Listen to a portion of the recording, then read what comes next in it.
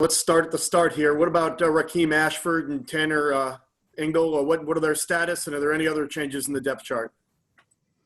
Yeah, Tanner's good to go. Still don't know on Raheem yet. Gibby. How much does it help to have both Tanner and Peyton back? That's two big parts of your defense that were missing last week. Yeah, I mean, they're two of our best players. You know, one of them, obviously, in Tanner's our captain in the secondary. Has a lot of game experience. Is a really good tackler, cover player, blitzer. So, you know, brings a lot to the table. And Peyton is one of the best players on our football team when he's healthy. So, you know, it's nice to have them both back in the lineup at those two spots. We're very thin in the secondary right now. So getting Tanner back is a big deal. Thanks, Dave. Gibby. Yeah, Coach, speaking of Peyton, we talked to him yesterday. Obviously, he was a huge recruit for you. I mean, how big of a recruit, how important was it for you guys to reel him in? Because, like I said, he was such a highly recruited player. Well, anytime you get an elite in-state player, it's a big deal for your football team. And he's a young man that, you know, recruited a long time. Always felt like he was the right fit here. Just a really tough, you know, hardworking, physical, blue-collar kid. And culture-wise, I knew this would be a great place for him. You know, being a former linebacker coach myself, felt like there was a lot I could do to help him, you know, in the position that he played. And really fortunate to get him here. Glad he's here and look forward to continuing to help him. Dave, did you know that he and Drake Thomas were really good friends? And obviously Right. they're separated in classes. But did you feel once you got Peyton that you had an even better chance to have Drake come aboard? Yeah, I think that all those things play into it. I do think these kids in state get to know each other very well. At least they used to when we had recruiting. But, you know, there was a lot of events that they could go to where they'd be around each other. And so they'd get to know each other. They'd spend time together. And obviously social media allows them to communicate well with each other. And, you know, we've built our classes here that way. There's been a lot of kids that have recruited each other to play together. One final question, Coach. Do you think Peyton's a guy that will play on Sundays? I know he can play on Sunday. I mean, there's a lot of football in front of him, you know, and he needs to continue to get better. You know, obviously all these guys that want that in their life, health is a part of it. So, you know, but he has the DNA for that. He has the mindset for that. He's just got to continue to grow as a football player. Thanks, Dave. Appreciate it. John McGonigal. Hi, Dave. I'm from the Pittsburgh Post-Gazette up here, and we talked to Charlie Partridge earlier in the week, and you know, he talked about the bond you guys, you and Chris Ash, you guys started at Drake, the road trips on I-35 and all that. What do you kind of, I guess, remember most fondly about those years at Drake and that kind of bond you guys built from the get-go? Yeah, I mean, Charlie's like a brother. We were, you know, college teammates for one, so we played together. But then GA-ing together, we were roommates. Came up in the profession as GAs, worked on the physical plant, mowing grass together. Did a lot of fun stuff together, you know. Used to go to camps and work other college camps and clinics, you name it. I mean, anything we could do to learn ball, we did together. And, and we got to work together and live by each other when we were at Wisconsin and have our kids around each other. So, you know, Charlie's a guy that's not just a friend or a colleague. He's like a brother to me. So as a coach, I think he's one of the best too. You know, what he's done with that defensive line there, what he did with our D line at Wisconsin, I think he's very, very good at what he does. And, you know, look forward to seeing him. And he'll continue to do great things at Pittsburgh or wherever he ends up, you know, down the road, because he is a really good person, good football coach. Jonas. Good afternoon, Coach. Thank you for taking the time and speaking with us today. Hope all is well.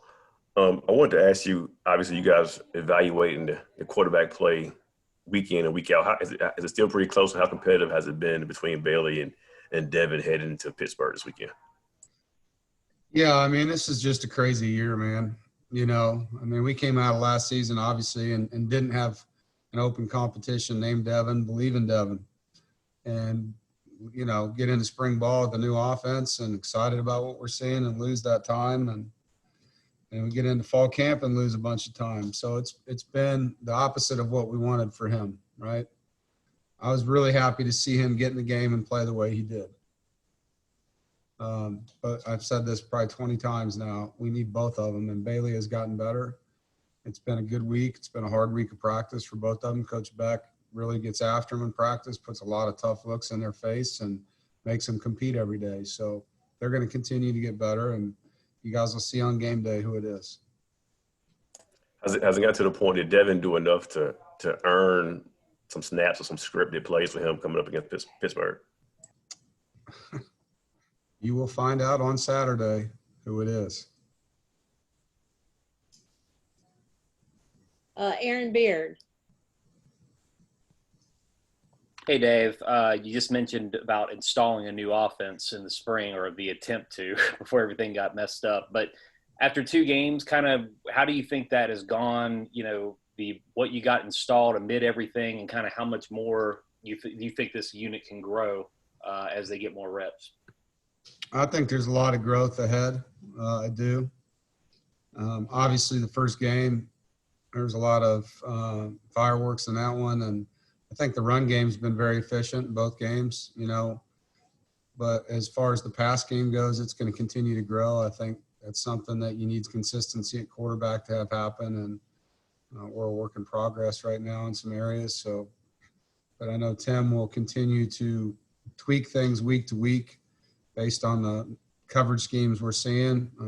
We don't have a ton more install, but I think just how he's utilizing the players more than anything, trying to get the ball to the right guys and putting them in places where they can make plays. Thank you. Mike Topper. Hey, Coach. Excuse me.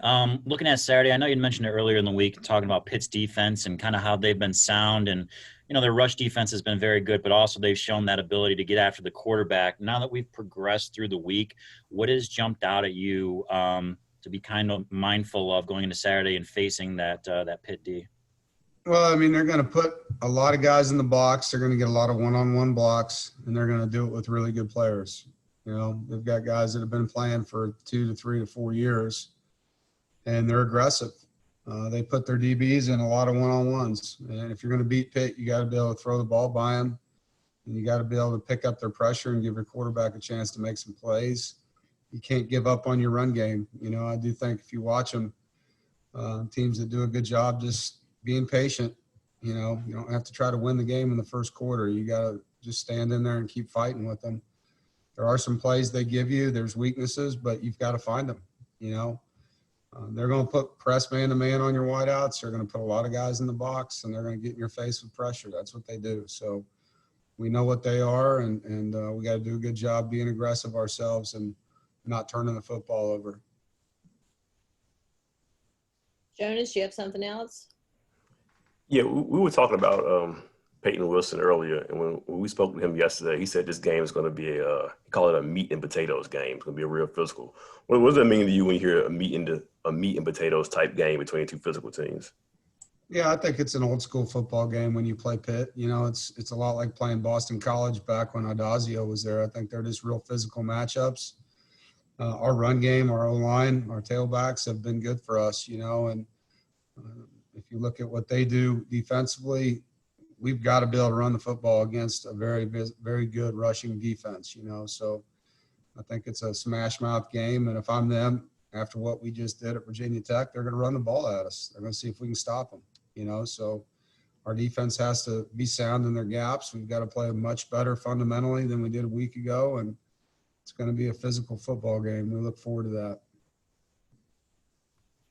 Gibby, you have something else? Yeah, Coach, do you think the guys will be amped up a little bit more, playing in an NFL stadium, or does that not factor in for the guys? Yeah, I don't know. It's going to be dead empty. So does that give you a lot of hype to play in a dead empty NFL stadium as a player? I don't know. Probably be cool to walk in there, and then after that, they'll be like, where is everybody? 2020. Amen. Does anybody have anything else for Coach? All right. Short and sweet. Thanks, Coach. All right, Thanks, guys. everybody. Be good. Thank you all.